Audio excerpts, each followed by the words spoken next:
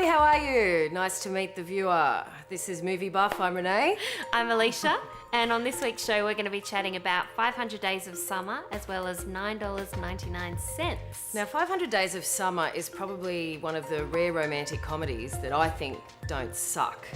Yeah. But Alicia probably I really liked it, but she likes this genre more than I do, so you can take it away. Well, 500 Days of Summer is probably the freshest romantic comedy I've ever seen. The basic story is boy meets girl, boy falls in love with girl, but girl does not fall in love with boy. Girl doesn't care. Girl doesn't care at all. It's not predictable like your normal romantic comedy, and it's very quirky. I loved they used a lot of different sort of methods to show the story, one being a non-linear kind of narrative where they start at the end of the 500 days of Tom and Summer's relationship and then go back and forth throughout the whole thing.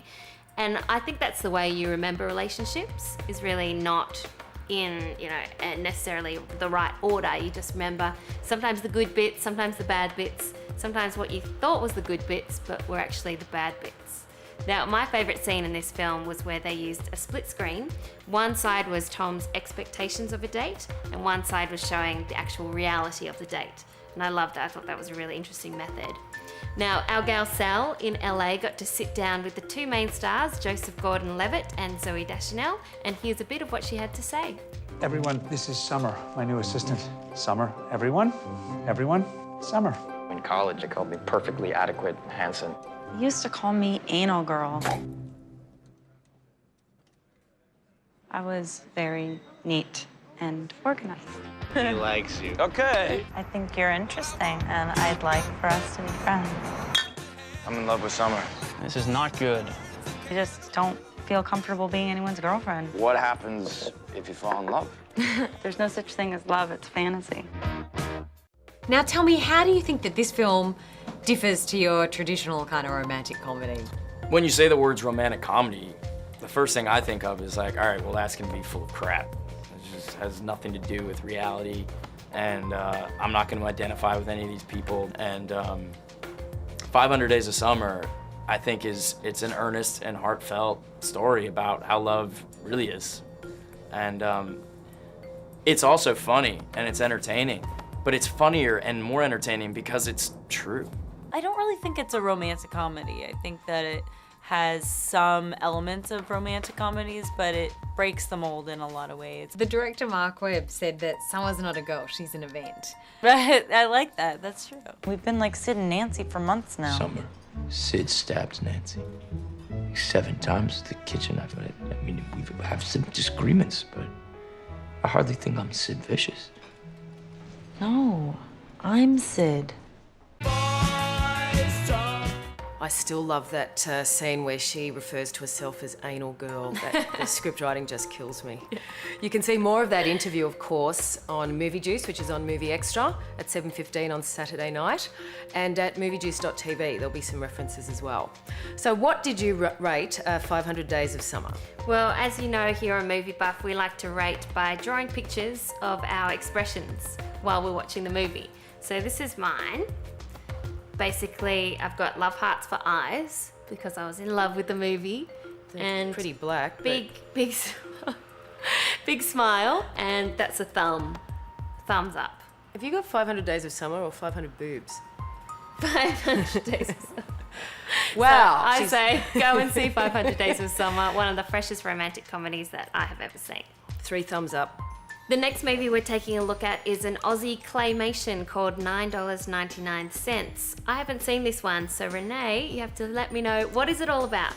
Well, I don't want to call it an adult animation because it makes it sound like porn. Yeah. It is an animation for grown-ups, and it's set in a Sydney block of flats, and it's about how you find the meaning of life in a book that sells for $9.99, which, gosh, wishful thinking for all of us.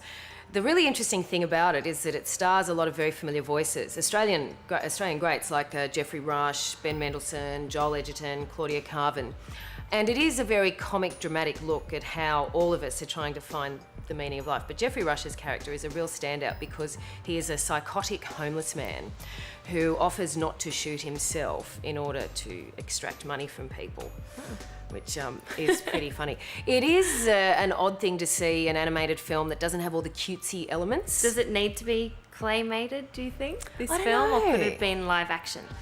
It would have been great live action. In fact, you get used to it after a while, but it's an odd thing. It's an odd film, but it's good. Anyway, it's been directed by a wonderful Israeli director called Tatia Rosenthal.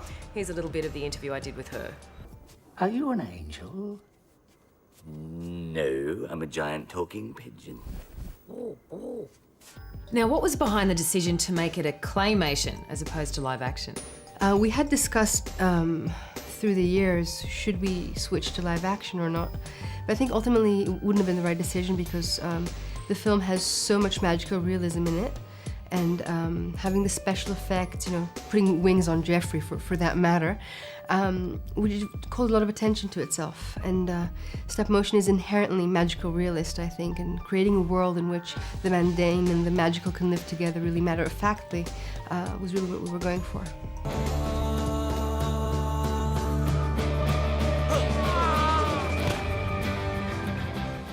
So you can catch the rest of Renee's interview with Tatia on Movie Juice this Saturday night, 7:15 p.m. on Movie Extra. So show me your picture. How did you rate $9.99? Right, $9.99, the animated film gets 2 windows for eyes ratings from me and my tongue out because I'm obviously really enjoying it. And what does the windows mean? Well, it's set in a Sydney block of flats. Oh, okay. So I figured that might sort of... And also my hair's really sort of excited and curly. So yeah, $9.99. If you want to see something a little bit different in terms of claymation and animation, this is the film for you. And if you want to see something different on the TV, you should check out The Jesters, which is on Movie Extra. I have been loving this show because there's a lot of these subgenre around the making of a film or the making of a TV show, behind the scenes of the making of a TV show. Or Frontline. Yeah, and the Larry Sanders Show. Yeah. But The Jesters is blacker than black, and we're about halfway through the series, the first series. Ep 4, and Mick Malloy's in it. It really is a stunning piece of writing and very, very funny Australian comedy. So check it out, 9:30 Tuesday nights, exclusive to Movie Extra. Yep, He's excited. Yep. And you can see the rest of our episodes as well as this one on our blogspot, which is moviebuffchicks.blogspot.com. The longest website address in the world, but go check it out. And YouTube, you can go to our old show, the Ren and Leash show at YouTube. Just search Ren and Leash. No, YouTube. youtube.com//Ren and Leash show. Just search for us. You'll find us somewhere there. We'll see you next time. Bye for now.